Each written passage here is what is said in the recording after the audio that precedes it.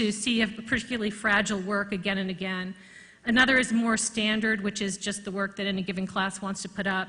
But the third has to do with exhibition making. And there's been a real trend at Harvard, and I'm sure that you're seeing it, those of you who are in university art museums, at your universities as well, this idea that exhibition making as a product of a course is becoming, something very popular, and that faculty want to partner with curators in teaching these courses and in having their students have this kind of concrete experience of how do you spatialize an argument using objects, and how is that different than a written term paper.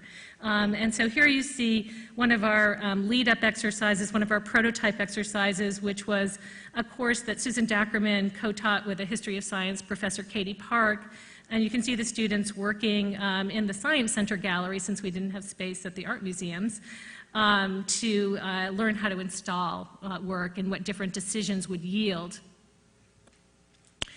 We're about to open another example of that collaboration with Jennifer Roberts, our Americanist, who worked with her juniors on an exhibition that focused on Jasper John's painting called Dutch Wives, and teased out issues of the influence of printmaking, and that's just about to open. I hope you'll come to see that.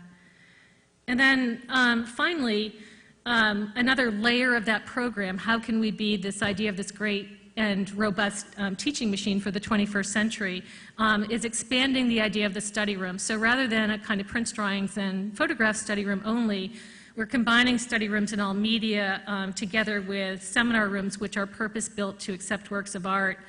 So you can see on the 4th floor of the Art Museum, a reception area that leads to 2 seminar rooms and 3 large study rooms behind. There's holding rooms for art and art-designated elevators, and this is just a kind of axiometric of that plan.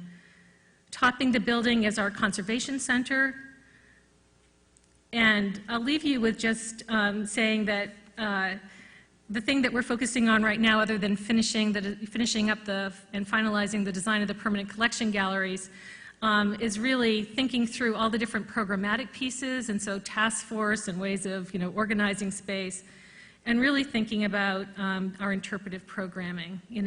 What are we supposed to think? What do we want our viewers to think?